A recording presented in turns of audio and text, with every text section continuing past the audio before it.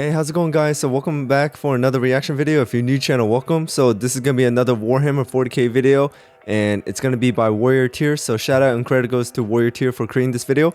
Now, a lot of you guys have been putting a lot of great comments onto like the WarriorTier videos that I've been reacting to, and giving like more information, because there are some things I said I'm like, huh, what is that? Or just like asking general questions, and all of you guys do answer, or you just quote like some of your favorite quotes from the videos, and that's really great to see.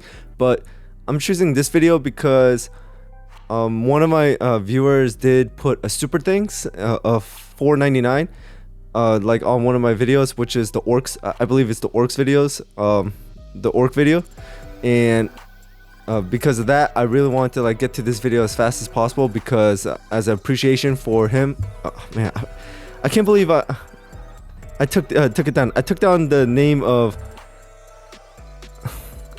I wrote it down, but then there it is. Okay, I hope I'm saying this correctly. So from the orcs video, and I pinned the comment. Shout out to Sir Exel, or Sirexel, Sir Exel, for donating $4.99 as a super thanks to my orcs reaction video. So thank you so much. Hey, if you're watching this, I appreciate you, and this video is for you actually.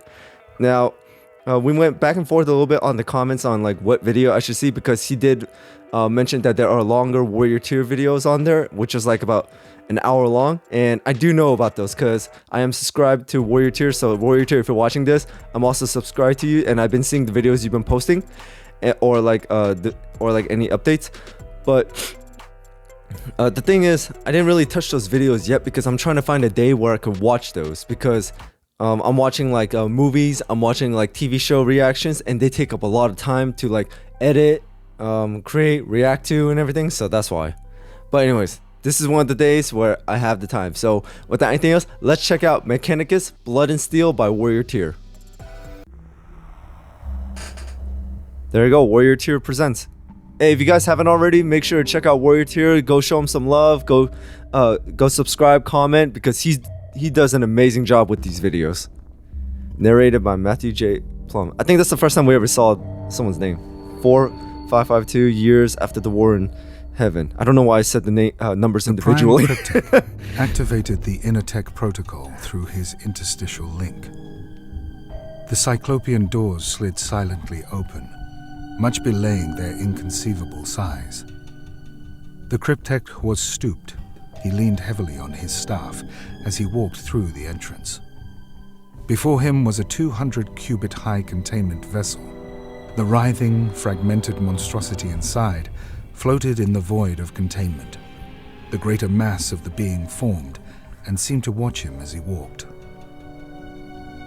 Containment confirmed.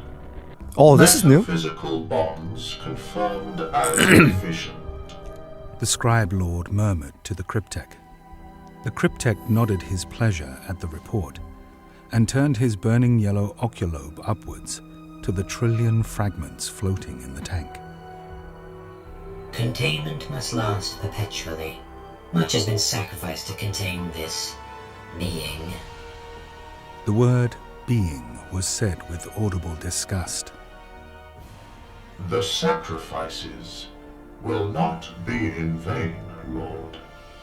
The Eternal One is contained and will be contained until such a time as a means of true extermination has been discovered.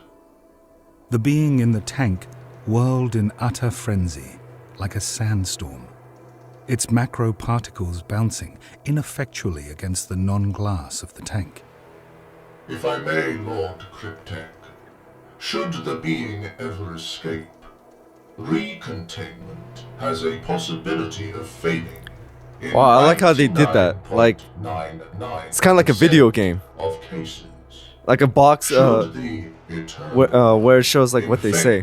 I don't know what's called. I'm sorry about that. The sacrifices will have been for naught.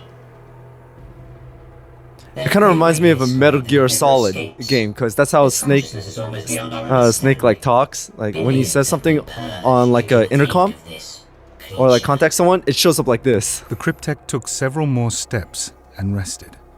leaning slightly against the scribe. They had been friends during the flesh times, and some bond still remained. During the flesh though times. neither truly remembered it in full detail. Our watch must never end, old friend. The huge, black stone doors began to shut at the press of the single button upon the Alpha 1 override and sealing command terminal. The cryptech and his scribe would spend forever in this chamber, standing guard over a being that could never be allowed to escape. As the doors close for the last time, the room falls dark, every light fades, all save the lights that burn eternally in the chests of the two Necrons.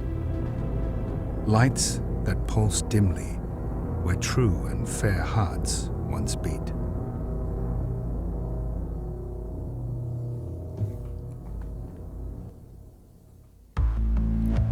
So far, we're only 4 minutes in, and it's amazing.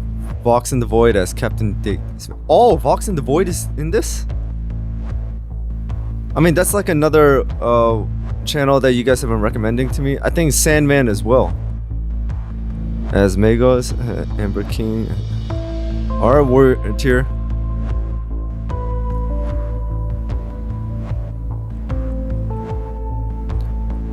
Burns. Wow, we got a lot of people working on this. Well, then again, it is a larger video and a larger project, so that makes sense. Now I see why you guys wanted me to react to this, because in the shorter videos, it's only like one person, or maybe two, depending on like if they can imitate more than one voice. But overall, we got a whole cast going on. 64.9 million years after the war in Heaven. Act 1. This Mechanicus preacher. Pray for forgiveness from the God of all machines. The crowd flailed and moaned in fervent ecstasy as his steel vocal cords ground out the litanies of forgiveness. The choir rattled on, performing their lobotomized duties perfectly. Their song carried across the crowd and the streets of the city. The midday observations were vital to maintaining the souls of the wretched, sinful populace. The Mechanicus had controlled this world for over 7,000 years, and you did not keep a world in working order that long by slacking on prayers. From Tertiary Tower, Reticulus Gamma 1, I really like that logo up there, like with the gear and the half skull and half mechanical his lies part. surprisingly human eyes whirled silently, focusing on different faces in the crowd. Oh, that's a cool image. When a being Tesla like coils Jayuk and sitting on a throne. B10M spoke, you listened, which is exactly what happened. The vast, lofty hall fell silent. 1,000 red eyes focused on Jayuk as he began speaking in two voices at once. The Omnisire guides us in our quest for truth. His voice was a steel rasp, as if 1,000 needles were dragging along an iron Are they all blade. connected to each other? As he spoke High Gothic, he data-shunted streams of formal greetings to various members of the audience. For the sake of tradition, he even sent binary code messages.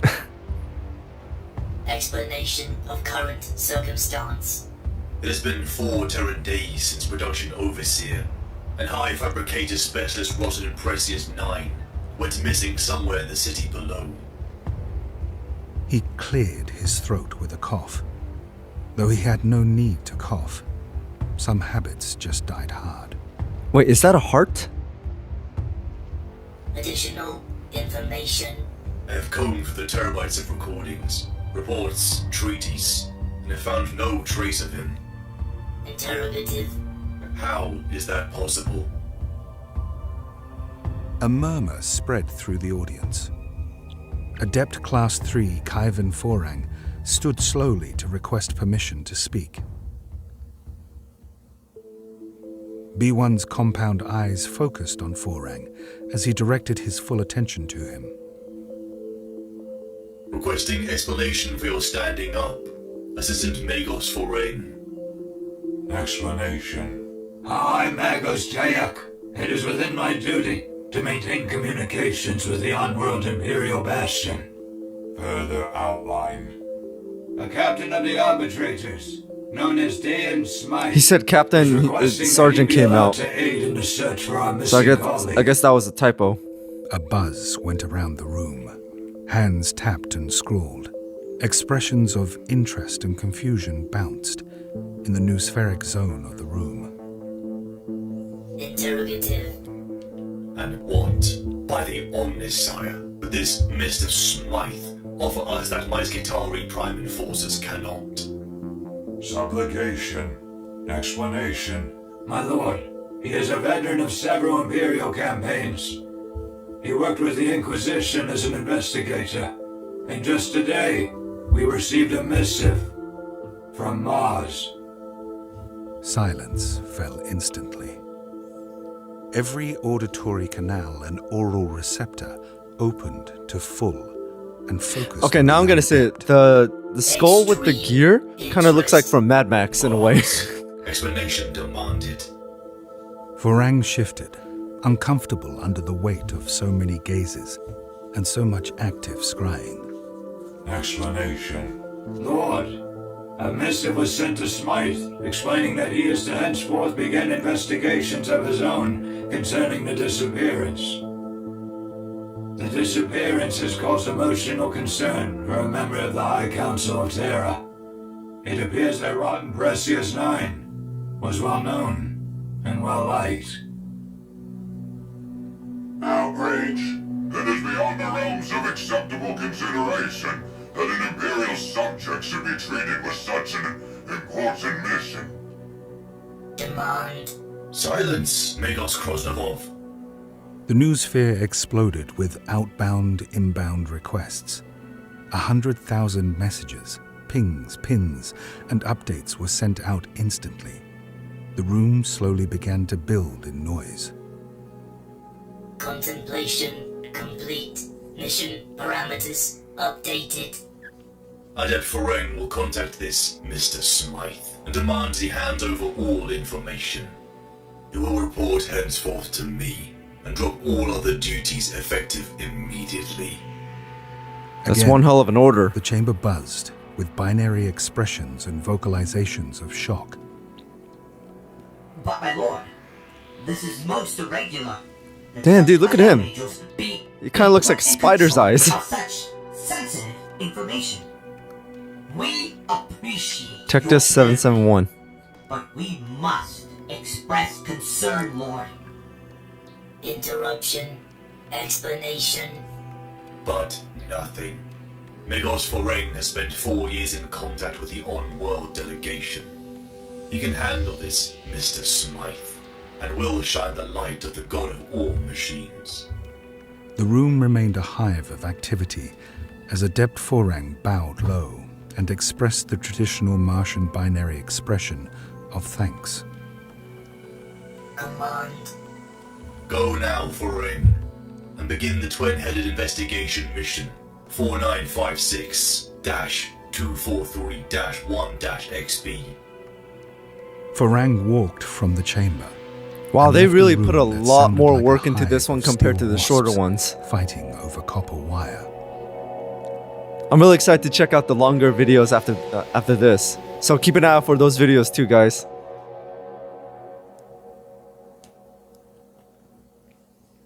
Man. Act 1, Act 2. So we're on Act 2 and we're barely like 12 minutes in, so I'm guessing there's going to be at least like maybe He 4 or slammed 5 the more man acts. back again. His head hit the wall with a dull thud, which elicited a groan of pain. Where is he? Rob He Burns. slammed the man again, causing him to cough and splutter as the air was driven out from his lungs. The soldier let the ganger fall to the floor. He turned about and faced his captain. He ain't gonna talk. The captain stood up with a groan. His hip hurt again. They always talk, Burns, with enough time. Oh, nice If he voice won't acting. Talk, Well, every single we'll one give then. him over to the adepts who will servitorize And look at his him. armor design. The ganger looked up at them with actual fear in his eyes. You don't have the authority to do that. Ganger. The captain looked back at the ganger.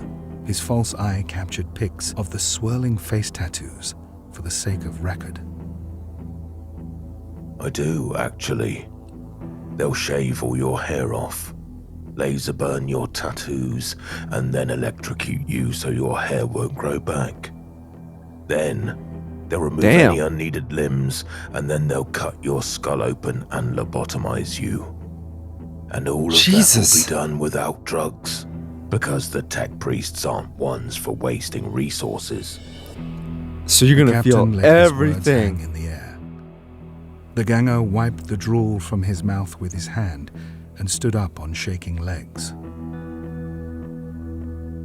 Look, I don't want any problems. I just want to get the hell out of here. Tor is at the north central lower blocks. He runs his stores out of there. He sells stolen cogitators and data slates after his people wipe them clean. Look, right there. That's Burns Korean. Began to step forward. Nengjangul. That means refrigerator. You see, Burns, he wouldn't lie to us. Because for all he it's reflective. knows, It's backwards if you guys are wondering, but it's mirrored. We'll find him but that's what it says. Goes. Wow, I didn't expect to see Korean in here. I'm not stupid enough to Hangul. lie to an arbitrator. The words didn't echo off the card brick walls. Hey, WarriorTier, if you're watching this, shout out for putting in Korean words in this video. If I have to see you again, I'll come with the Skitari, and believe me, they don't ask questions. They carve for answers. Now disappear. The captain pushed the synthwood door open and ushered I don't know the why I got ganger excited when I saw Korean. He ran from the small room and disappeared down the street. Captain Smythe looked Specialist Rob Burns up and down and inquired. Do you need anything before we go and find Tor? A night with a neophyte of the Order of the Argent Shroud. You know, Burns, I like you. But if anyone other than me heard you say that, they'd probably burn you at the stake. And I'd still get to be close to a neophyte or two at least. I forgot what a neophyte He smiled was. at Smythe, disarming the tension in the room. Get your gear from the crawler before we head in. We know he has muscle who have earned their ink.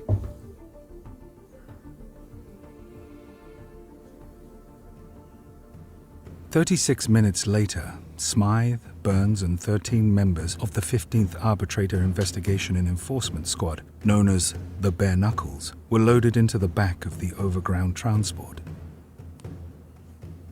They pulled up outside an almost subsided superstack. The black steel structure was covered in posters, graffiti, The design looks and really other cool. less than savory decorations. Rob Burns may have been a joker, but he was a point man first and foremost.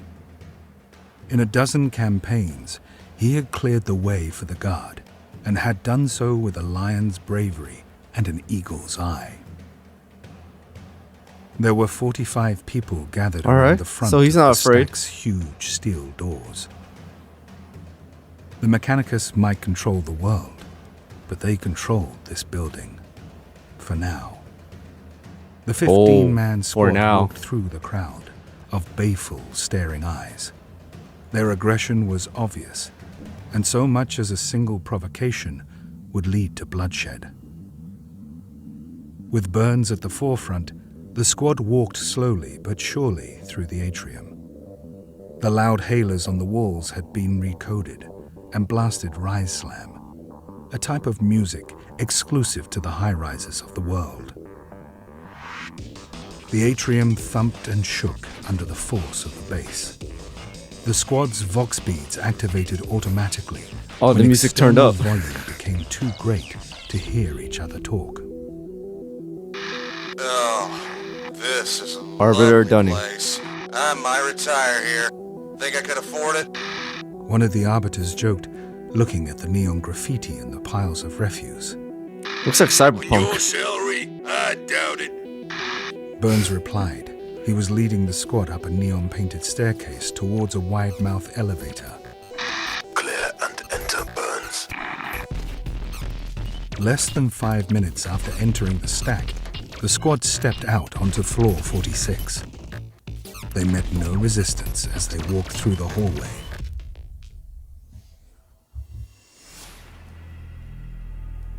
The doors had all been ripped off, making the whole floor a single, vast open room. Every door except for one. The squad took up breach positions and formed a semicircle around the door, just in case. Smythe knocked on the door. The music faded instantly, and the synthwood slab slowly opened inwards. Inside was a den of crime. The walls were lined with stolen goods, the floors piled high with data slates and the various loot amassed by a crime lord over a long and healthy career. Well, it came to an Burns end. and Smythe walked side by side through the room, their false eyes recording and reporting everything around them as they went. I'm surprised, Smythe. There's only 15 of you here to greet me. The voice came from the man sitting at the desk in the other room. He was flanked by 5 other people. People was a tough word to use to describe them, so extensive were their modifications. I didn't know the cult had signed this pit over to you, Tor. Torkopat smirked from under his brow.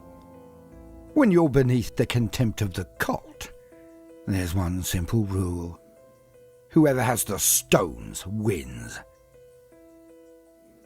Bold of you to claim that stabbing and robbing and killing equates to having stones. Smythe replied flatly. He had heard similar speeches before, and there was some truth to them. The cult, as well as the wider Imperium, left a lot of people forgotten and alone. Crime was the only way for some people.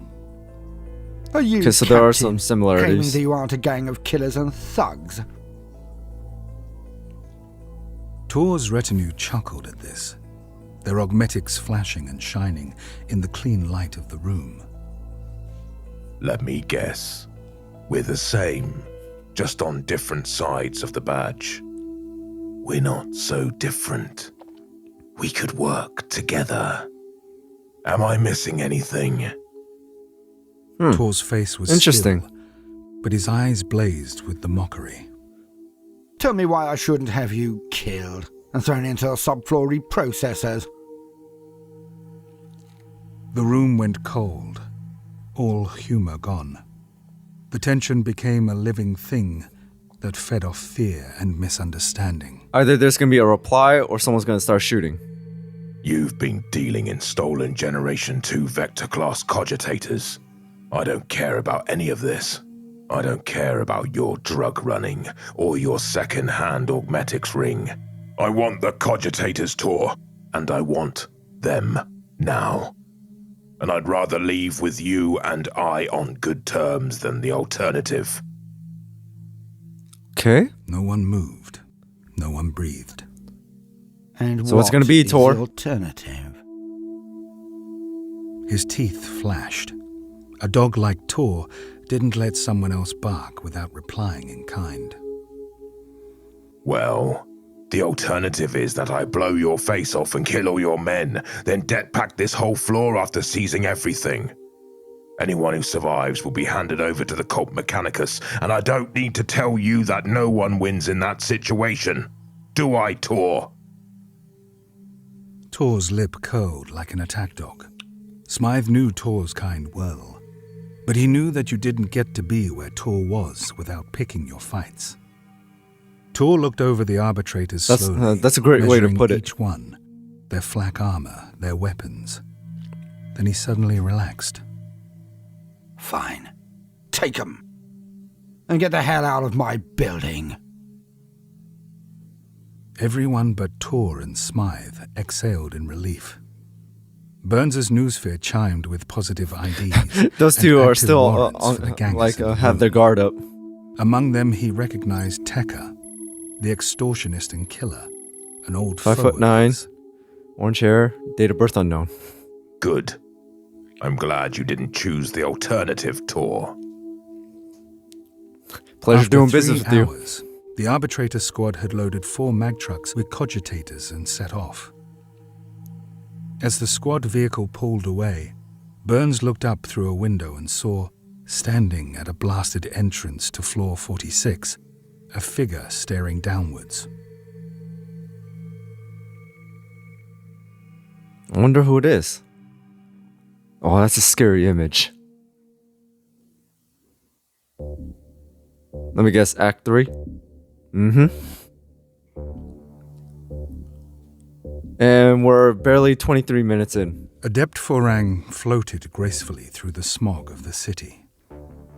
His plinth hovered along a predetermined, optimized route to the Arbiti's headquarters.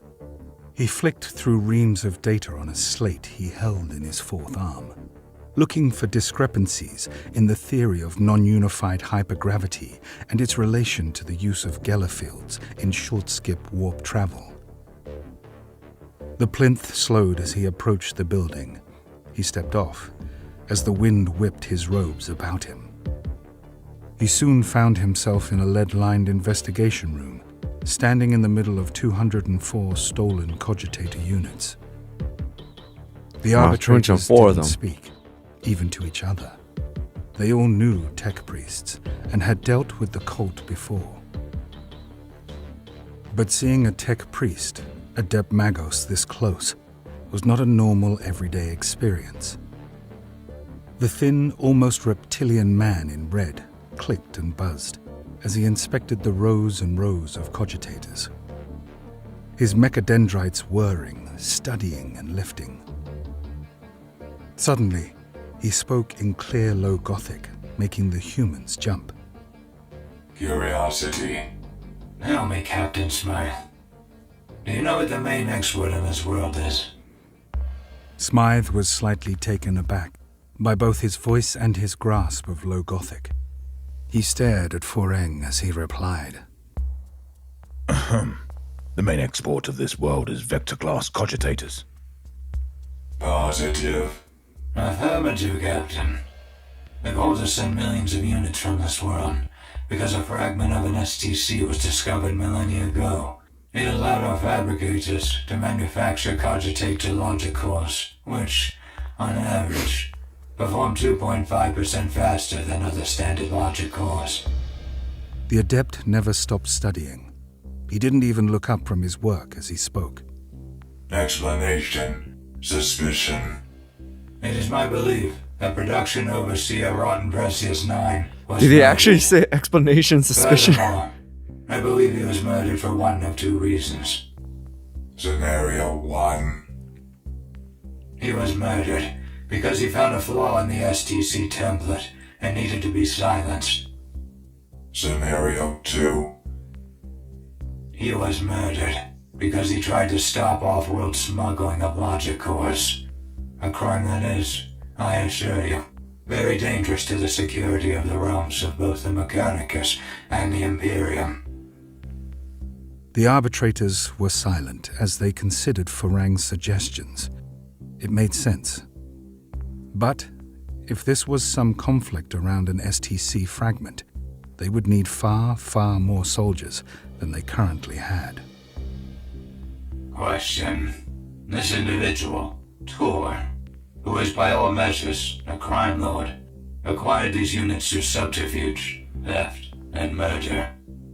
We must find out who he is selling them to, and if they know anything about production overseer Rotten Precious 9. For now, I must leave and visit the chapel of the Bound God. What? You need to go and pray now. Why? Because, Captain, this cogitator has a partially erased serial number, indicating that its machine spirit was placated by the priest to operate the chapel. It's machine spirit? Well, then again, they do worship a machine god. Forang flew again, just low enough to avoid the ever-present clouds of pollutants that clung to the city's upper reaches.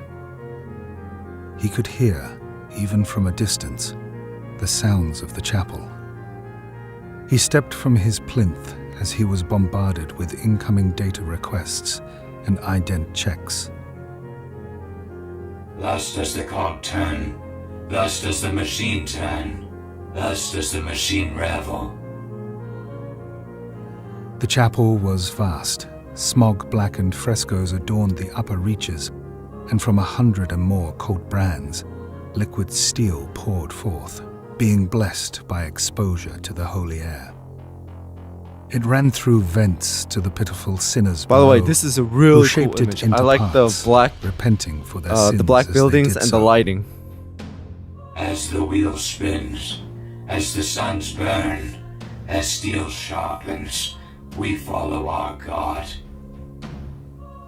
The chapel was oddly empty. Only one of the altars was occupied.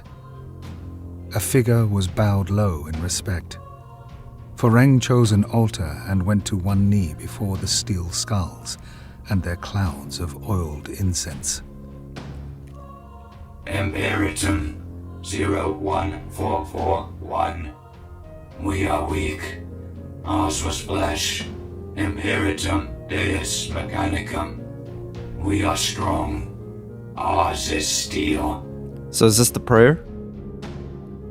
It is rare to hear the old Martian litany chant of strength. I've seen him once before, but man, he looks terrifying in my opinion.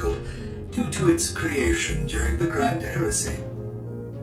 I am aware of its providence, Lord, but I was not aware that anyone considered it heretical in any way.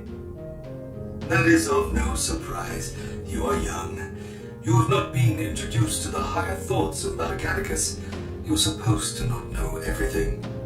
Can we ever know everything, Lord? Tyan made a noise of unknown meaning and focused in on Foreng further. What is life if not the hunt for knowledge? You are young. You still have flesh, in fact. And thus you cannot understand the ultimate goal of the Omnissiah. We build these chapels not to honor our Yeah, but he God, barely has but to any hear flesh, speak to us from what in I'm the seeing. echoes of our prayers. Of course, my lord. I thank you for your advice. All he's got left is like one cheekbone and like half a forehead left. For like flesh-wise. Lord, I found something during a routine investigation. I found a code on a stolen device that linked it to this chapel, and I'm here for information. Oh, you are perceptive. But I am afraid that you have wasted your time. There are other things to look into, young one. Do not concern yourself with such menial tasks as this, when we have no idea where rotten Precious is. Forgiveness, attrition request. But, my lord, this is, if nothing else, something to be investigated. Investigate? Investigate a device being linked to a chapel? Will you I like the voice. every such device on world? Do you have that many years left, Junior Magos? Junior Magos. No, my lord. That is not my aim. This device was found in a crime lord's stash. Said crime lord may have information. My dear adept, you do not realize that the whims of human crime lords are beneath you. They are known to us and operate their pointless small operations because they are good for nothing else. I am, however, afraid that this is a dead end, a blunted tooth. Lord Tyan, I must. You must do nothing. Give me the device. I will find the answers you seek through my Skitari Marshal and inform you of his findings. For now, just finish your prayers and return to your investigation. There is nothing for you here, young one. Without a moment's pause, Tyan left a confused, insulted Foreng at the altar. The small cogitator grasped between his cold fingers.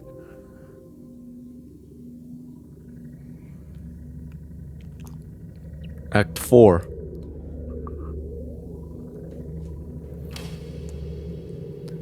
The vent So, we're less than halfway there. The figure draped in grey robes clawed through the ventilation ducts silently. It pulled itself along on razor-thin multi-limbs that numbered in the hundreds. It had long ago realized that one can never truly be efficient, and thus it had upgraded itself beyond all believed ability. The figure reached its target destination, floor 46. A strand of It's always that floor, articulated steel floor 46 so snaked far throughout this silently entire through the video. last vent. It held a small glass vial in 2 tiny claws. The humans in the room were talking amongst themselves and laughing. I can't believe that we let them take all of those cogitators. Tauros. It took months to get them all. Tor flushed red with anger and stood from the desk before storming out of the room. Looks like just another poker my night. Brother, I would kill you. He's going to be a nightmare Tekka. for a week now. The figure in the vents tilted its head. It opened its macro Whoa. claws, and the glass vial fell to the floor. Tekka turned her head as she heard a clink and saw a tiny glass sliver fall from a vent. The glass contacted the synthwood desk and shattered. The effect was almost instantaneous. A flash of light filled the room, blinding open eyes and causing an immediate wave of nausea. Sounds The like figure an burst upgraded from the flashbang. limbs propelling it forward at breakneck speed. Tekka turned her head at the sound of ripped steel. One eye blinded from the flash and saw a streak of grey appear from the wall. The figure That landed thing looks on terrifying. 8 steel limbs and slammed 4 writhing mecha dendrites into the chest of her twin brother. Tekka saw her twin brother lifted from the ground as if he weighed nothing.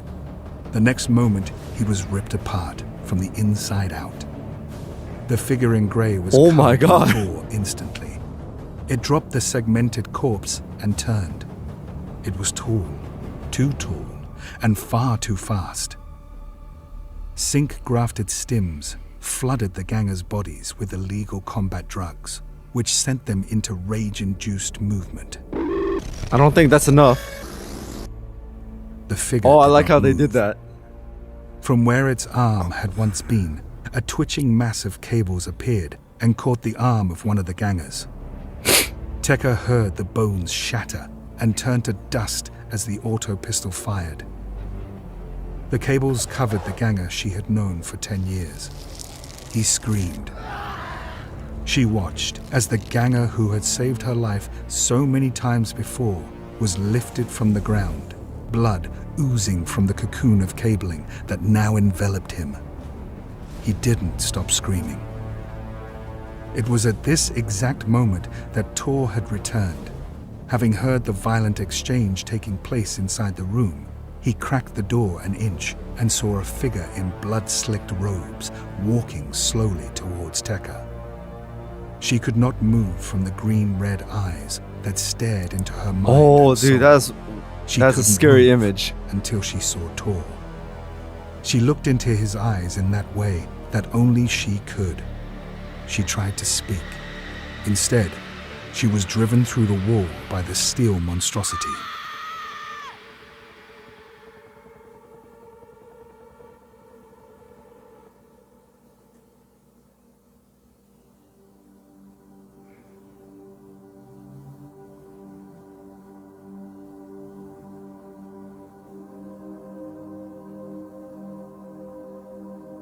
Smythe! I need Smythe!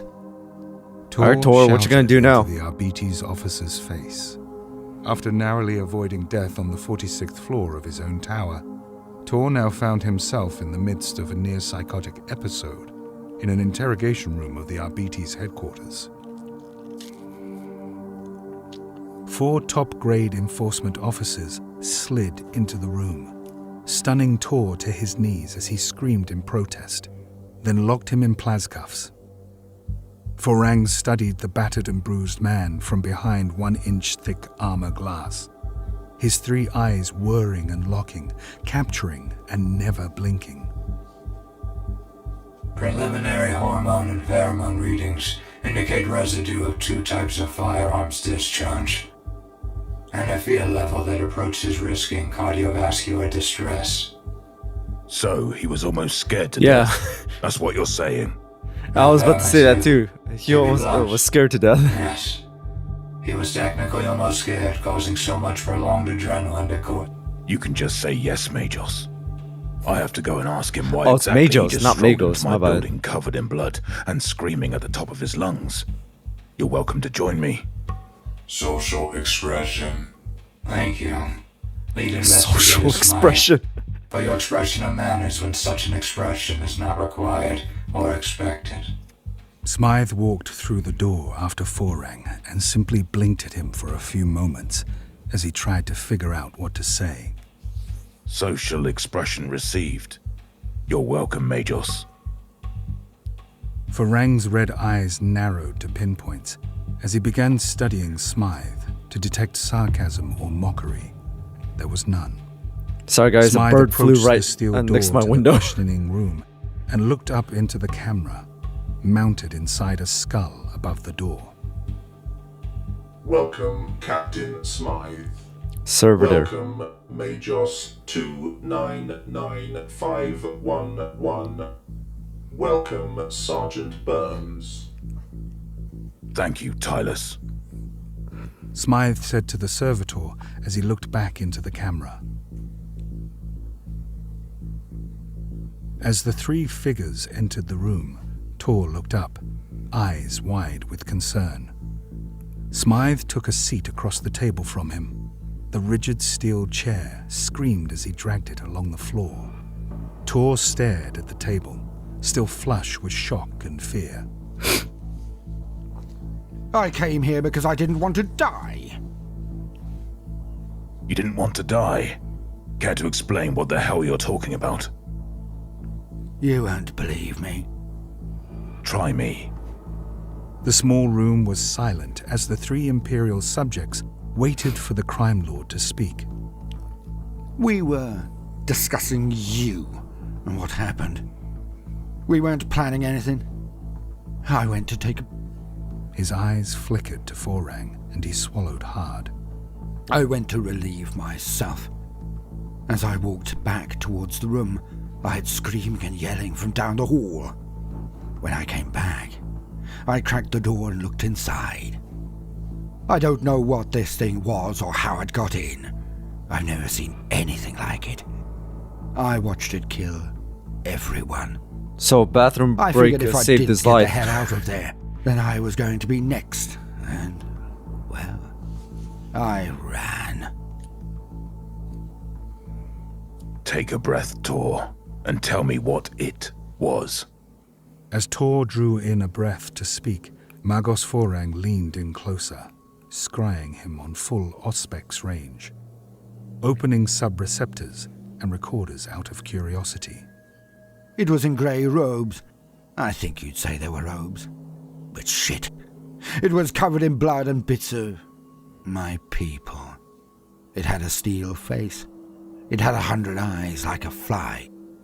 Forang lurched forward, his fine, steel-tipped fingers tapping with force onto the table. Extreme interrogative. Subject Tor, are you inferring that your building and your gang was attacked and murdered by a member of the Mechanicus? Tor looked slowly upwards, his jaw set like steel. I'm telling you that one machine killed 3 of the best fighters I have ever seen. Interrogative. Continue. What else do you want me to tell you? That the whole floor exploded after about 2 minutes. The thing had 5 arms and didn't have legs. It had cables, like a hive of cables, and it just glided along. It killed everyone. It killed Tekka. Calm down, Tor. Take a breath and calm your ass down. We've heard about the explosion. There's a multi-approach team already there. But what I'm wondering is this. Why would some murder machine want you and your scumbags dead with such efficiency? Interrogative command. Captain Smythe means to say that you'll tell us. You have no choice. I suspect that tech heresy is being committed, and this is now my main concern. So there's a rogue member in the Mechanicus? That thing killed my people, killed Tekka, because of you. Because you and your soldiers came into my building. You took our goods and left like you're some damn king of Caliban. If it killed your people because you spoke to us, What is it trying to hide? Smythe leaned in closer as he asked the question, his gut churned in preemptive dread. It killed them. It tried to kill me. Because whoever controls it was worried about what I had told you. They thought I'd broken our agreement and had spoken to enforcement officials. If it thinks you have, and it's already killed your people, why don't you just tell us and get it over with? That's the right thing to do here, Tor. You know it. Tor raised his eyes from the steel table, and he spoke for hours. The words that truly caused Smythe to feel ice running through his veins would stay with him forever. There's something under that manufactorum. Something old. Tyen told me to my face that it's heretical to even look at it. What is it? Farang used his real voice, a fact that made Burns anxious in a way he hadn't since the early days of his training. They never told me. Not exactly. They told me that they found it by mistake, that this facility had Necrons inside it. I'd never heard of Necrons until then, and I'd served in the Guard for 5 years. Farang flushed hot with rage and disgust. He slammed his fists down hard enough to buckle the table. Did you see them? Are you certain, Tor?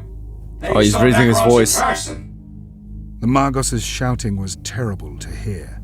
Tech priests never lose their temper, and to see it happen was cause for true alarm. Tor met Farang's gaze and spoke in the voice he had used to destroy other gangs. I don't know what's in the facility. It's just a giant tube or something, I don't know.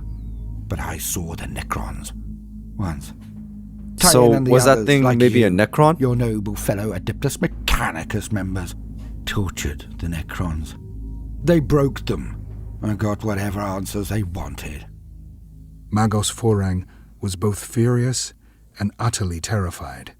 He grabbed Smythe and dragged him from the room. Burns followed close behind. Farang lowered his hood as the door shut behind him. There is a location on World that must be assaulted immediately.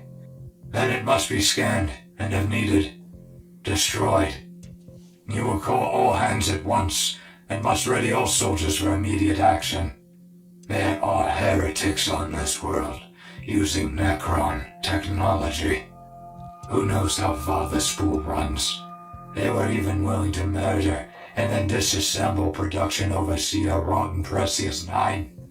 If Tor's story is true, so heretics. then most high-ranking Magos on the world are both guilty and complicit to the highest rank of heretical techno-crime. The greatest cause for concern is this. The Necrons they found were here for unknown reasons, and have been for anywhere between 10,000 and 60 million years. It is my belief that's a huge they are range. guarding something, and if I am correct, we may have to destroy this world.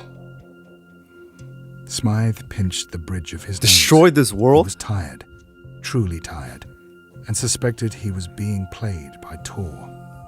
Destroy the world? Asked Burns, the sound of disbelief evident in his voice. Yes.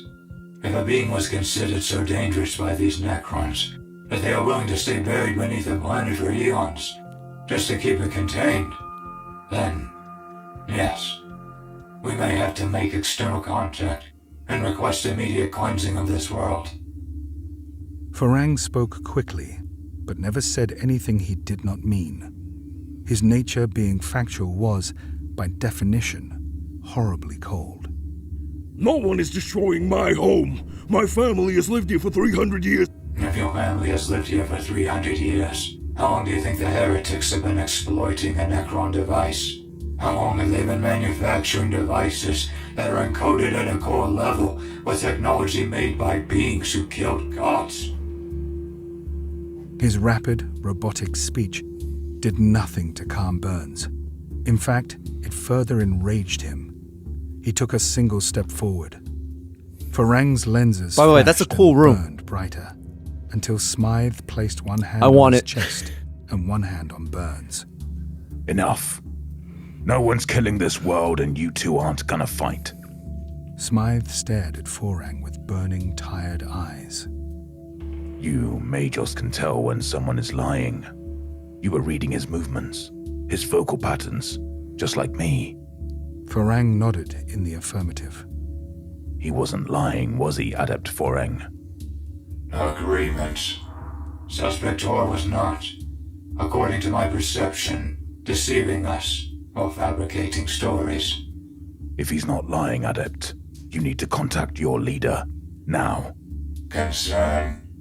Negative, Captain. I have reason to believe that all members of the Mechanicus who are on world are currently either 1.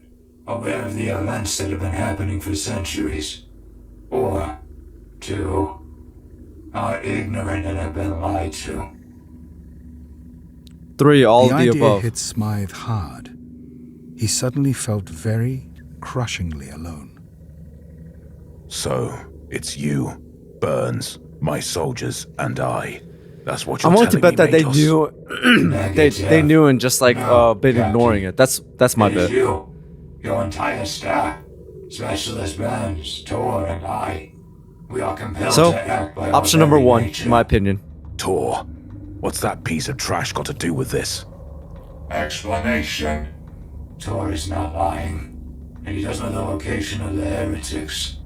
He can confirm the layout of the Manufactorum in the presence of the Magus that murdered Rotten Precious 9.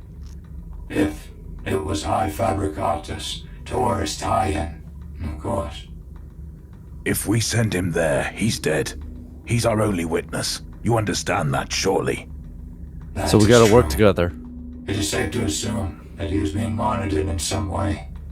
If he is being watched, they will presume we will keep him in custody. He must be set free.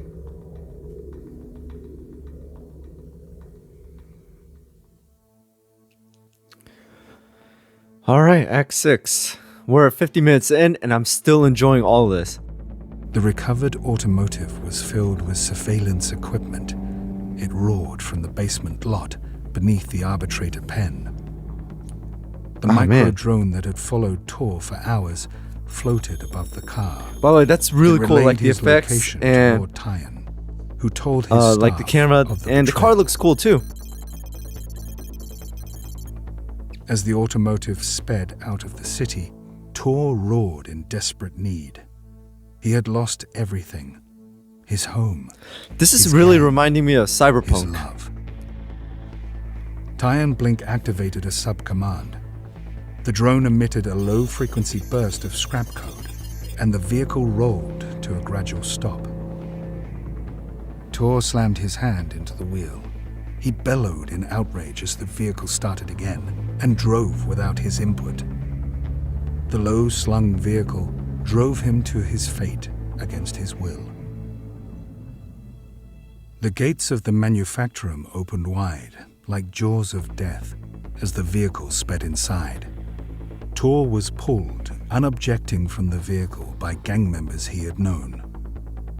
He was led through a sweltering active factorum down to a sub-level. Oh, it is a shame that after such a fruitful partnership, that it has come to this, Tor. Fruitful for who? You're the only ones that are made out like pirates. How many raids, investigations, and invasions do you think I myself stopped? You do not think that your unopposed elevation to crime lord was a coincidence to you? And how unaware do you think I am? Do you think I don't know it was you that killed my men and blew up my building? You could have remained as a king, Tor. A king of rats and drug users, but a king nonetheless. Instead, you will die like a coward after leaving your soldiers to die. Do you regret such cowardly behavior? Do you regret not being there when the light faded in her eyes? Damn, putting salt in the wound. Tyan stared hard into Tor's unwavering gaze. Is he gonna shoot him? Tor spat into his face and spun on his heel. He brought his other foot around in a high arc, shattering the jaw of the gang member stood behind him. As the man fell, Tor grabbed him and ripped the hotshot laser pistol from the holster under his arm. If I am a coward, what are you? How many will die because you worship that thing down there? 14 heretics calculated attack patterns, plotting their course of action. The gang members simply watched and waited. They knew what was coming. That thing is far beyond your pathetic, feeble understanding. Tor pulled the trigger. The laser pistol screamed in his hand. The superheated beam hit Tyan in the chest. The traitor Magos simply laughed again. By the old gods, do you really think I would give gang members weapons capable of harming me? Tor flicked his wrist and shot a gang member in the head. The man fell like a sack of trash, dead. Tor heard a faint scrape behind him. He suddenly felt cold and froze on the spot. He kicked his human shield in the back and turned. Lay's pistol held close to his chest for a snapshot. You remember rotten Perseus 9? You should. You broke his legs after all. Tor did not feel the initial impact, or the second, and the laser pistol clattered to the ground. A fragment of his former self remains inside the machine that killed your pathetic gang members, and will remain there forever. As I mentioned, it is a shame it came to this. You could have done well. Instead, you became something terrible. You became a rat. Goodbye, former guardsman and recent crime lord, Torkobat. The grit that made Bro, Tor Lord Tyan is... The grit that saw him blow a hole in a traitor predator forced his eyes to turn upwards. Even as the needles wove their way inexorably through his spine, he bore witness for the last time as the machine disrobed before him. And then everything went dark for Torkobat.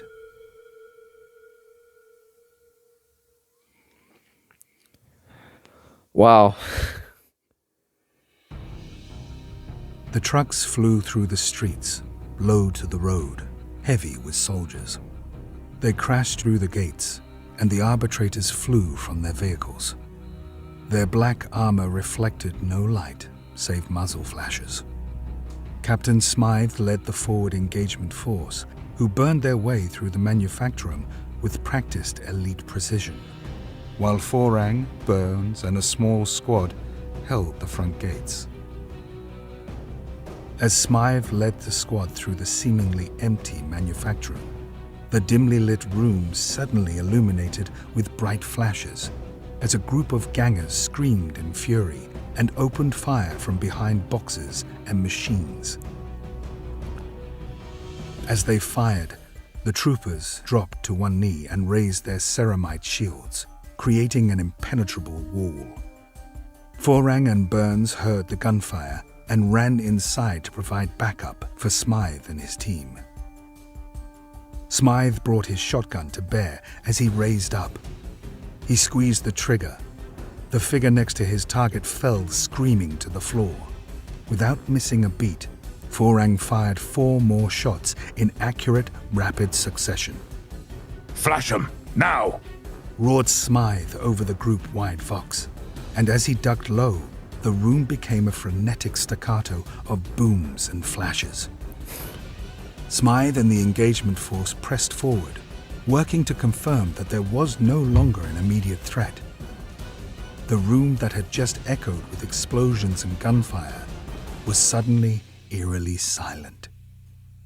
Wanting to avoid any more surprises, Forang scanned the last remaining room on the first floor of the manufactorum. As he activated his scrying suite, he was overcome by wailing as a scheme of scrap code was hard slammed into his mind. Forang clutched his head and screamed. Burns ran to him, scanning the room as he did. What is it? The grey-robed figure fell from the roof beams and landed behind Burns.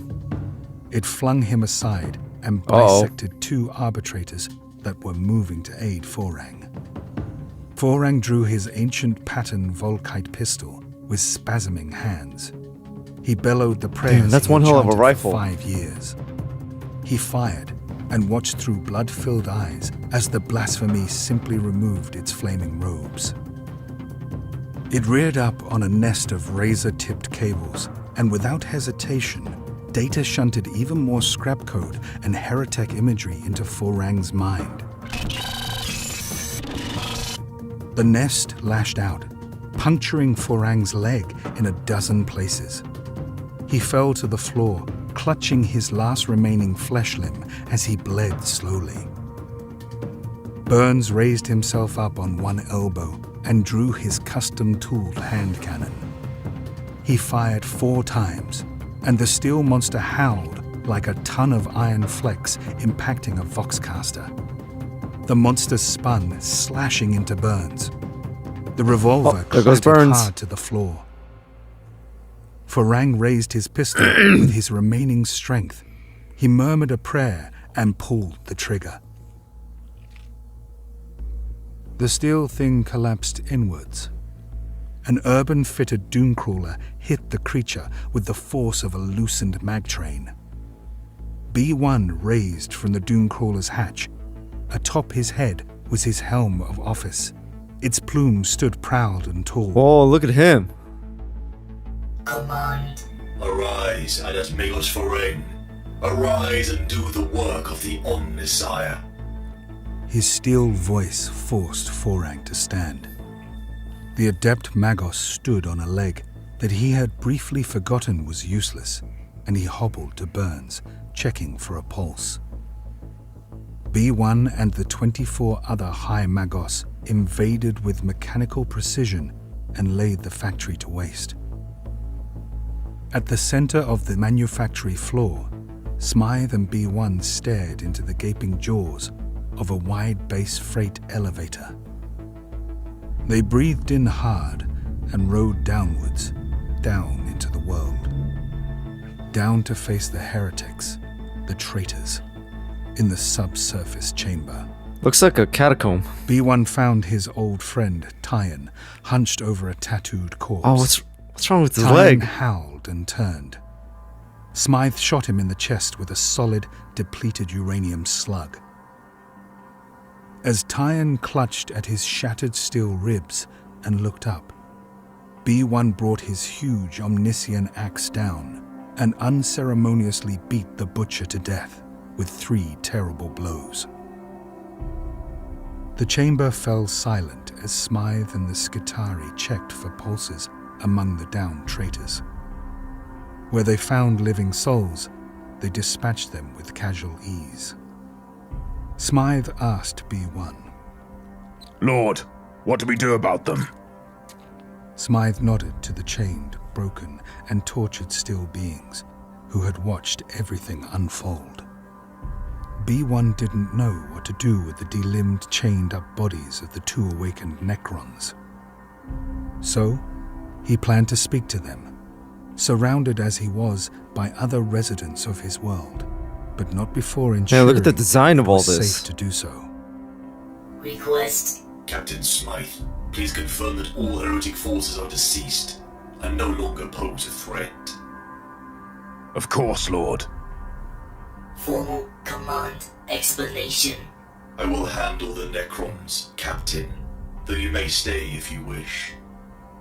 B1 stepped from Smythe and stood 10 feet from the chained, broken machines. His steel faceplate lowered. He spoke gently in binary and low Gothic.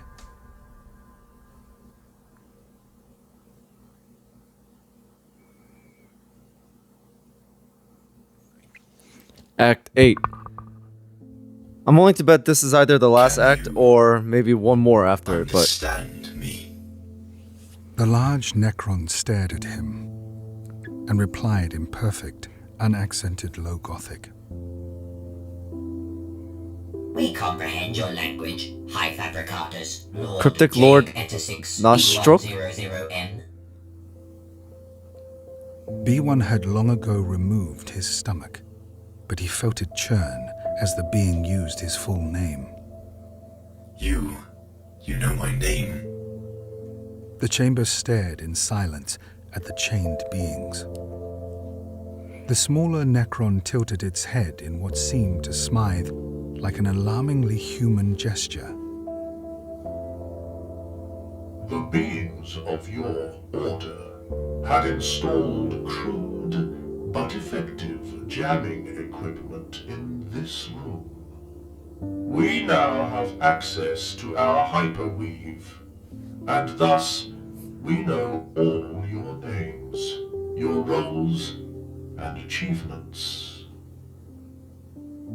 The scribe looked at Smythe, and without skipping a beat asked, not unkindly, Captain, are you aware that your cousin and best friend, Specialist Rob Burns, is injured and barely clinging to life?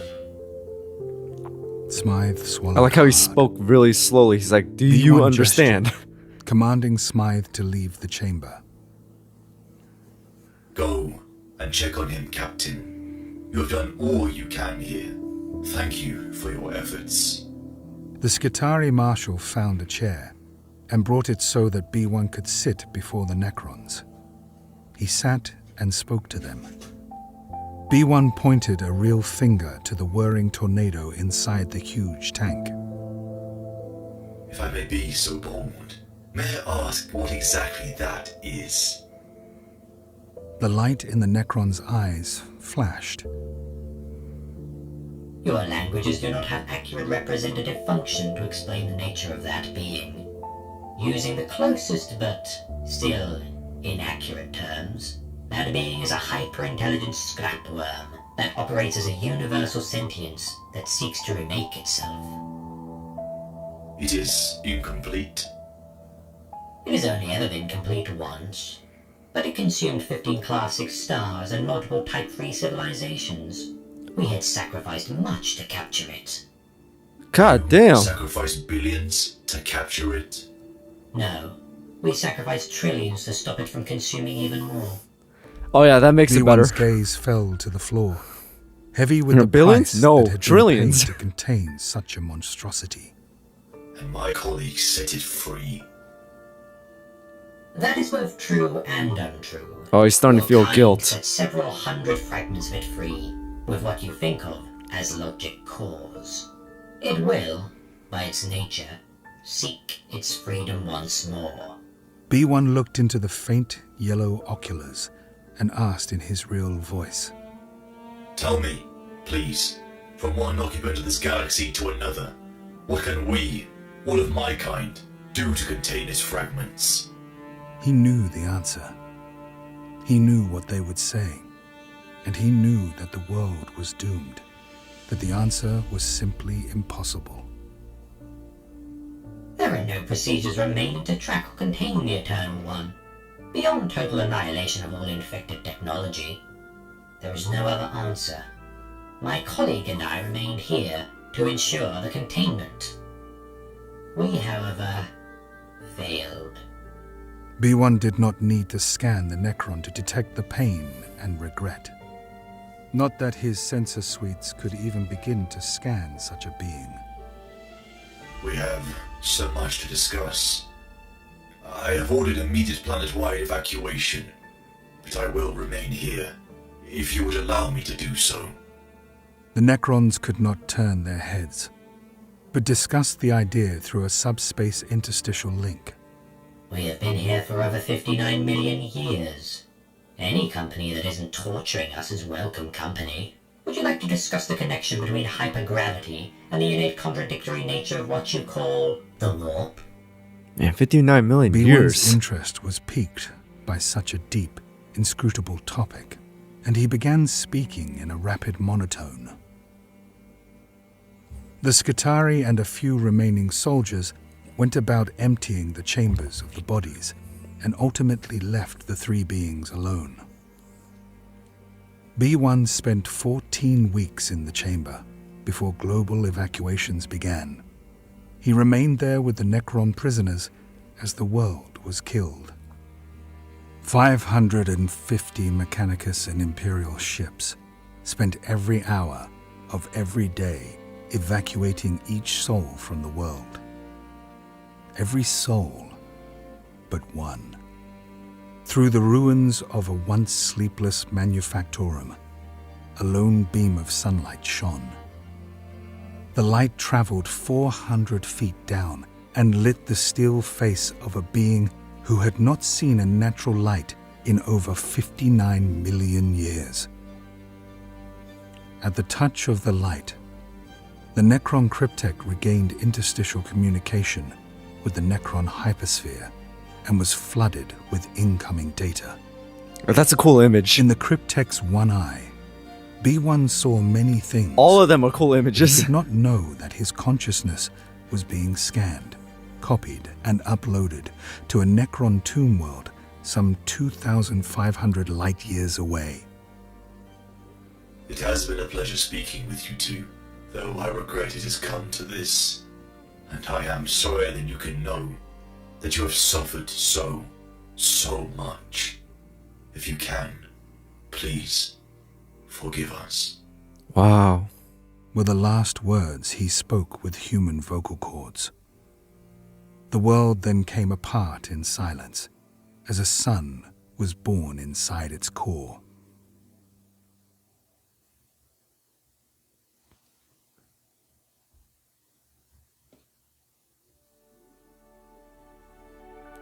Act 9. And we got like about 7 minutes left. Cheating at cards was Smythe's speciality beyond shooting people. But he never cheated when he played against his men. They had set up 20 tables in the hallways of the Mechanicus vessel, Ironheart. The tables lined the walkways towards the Medicae Fabricatus. Smythe had lost many soldiers, and many more would never truly recover. "He's coming," said Dunning, and all of Smythe's men began to chatter and stand to attention. As the white steel Medicae unit's door opened, 2 figures stepped out. One with a new steel leg and fresh, clean red robes. The other looked up sheepishly and was met with cries and cheers. He looked over the amassed enforcers with his one low-grade arbitrator-installed eye. His new red eye, in its steel housing, showed him their core temperatures, their combat records, their heart rates. He stepped forward and grabbed the red robes, forcing the man to come with him. The ship's captain watched in abject confusion and germaphobe-riddled anxiety as the sweaty men and women embraced each other en masse, even going so far as to pull Magos Forang into their huddle.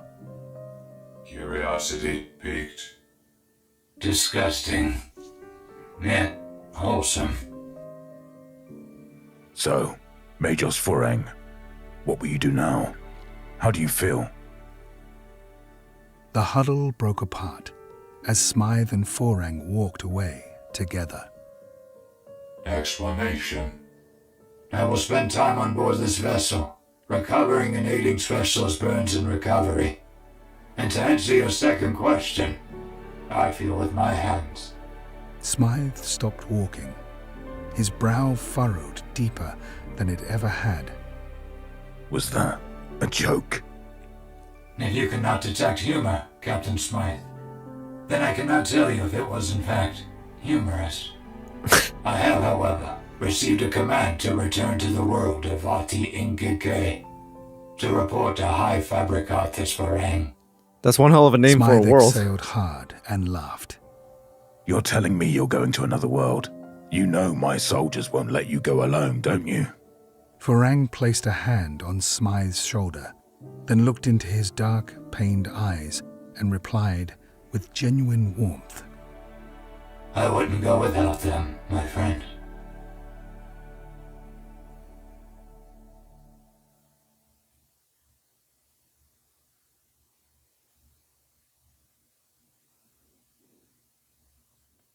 Our epilogue. Captain Greg Brannan issued the command for the shift change. He had been awake for far too long. He needed 3 things: to take off his boots, have a glass of wine, and to send a message to his wife and sons. He placed his hand on his first mate's shoulder. Well, at least he got his priorities. I'm going to bed.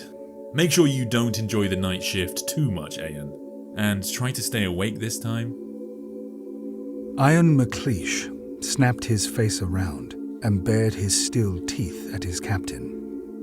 I'd kill you if it didn't mean I'd be in the lower decks of another damn Space Hulk. I think this is like the first normal voice we've been hearing throughout this entire video, and it's the epilogue. You would never be without me. Good night. No, actually, besides the gang members, I mean. The man with sorry about that, I forgot about them. I don't know why. I hope you have nightmares, you miserable prick. The word was cut off as Greg activated his aural lines to play music. He walked carefully through the hallways, saluted a soldier here, a shift leader there. He ducked into the darkened room that was his by right. He kicked off his boots and poured a large glass of wine. His ship had needed some work due to a few code issues in warp space. The wine had been thrown in after a bulk order of wiring.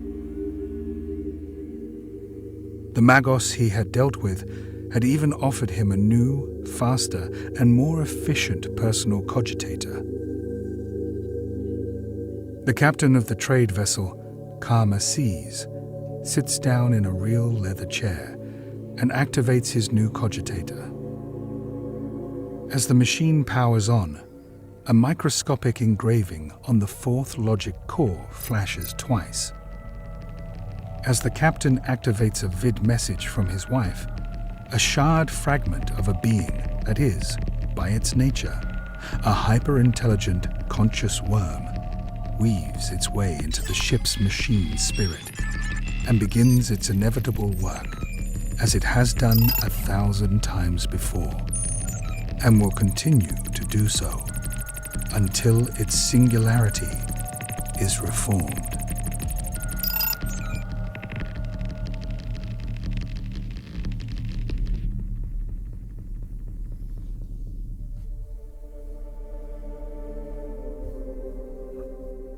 Alright guys, so there you guys have it. After a 70-minute video, actually here, 76.5 minutes video, we are done with Mechanicus Blood and Steel by WarriorTier A. Great work on WarriorTier and the rest of the people that worked on this. I mean, I didn't know that Vox and the Void was in this, because that was another channel you guys have been recommending to me, and also I think it was Sandman. Those are like 2 names I do remember, but I don't know the others. But either way, yeah, you could obviously see they put a lot more work into this, like showing the comments, the caption, the subtitles, and the images and everything. So great work. I'm really happy I checked this out, and I'm really glad I had the time today to check out the video. So again, shout out to WarriorTier. If you guys haven't already, go check out his channel and show him some love, and make sure to like and subscribe his channel, because he does amazing work. But anyways, that's going to be it for today. So if you watched all the way to the end, thank you for that. And also make sure to hit that notification bell so you know when I drop another video. And thank you so much for your support, guys. I really do appreciate it. Shout out to Sir XL again for... Goddamn. Shout out to Sir XL again for the super things and also suggesting this video. And I hope you guys are having an amazing day or night wherever you guys are. And I'll see you guys next time.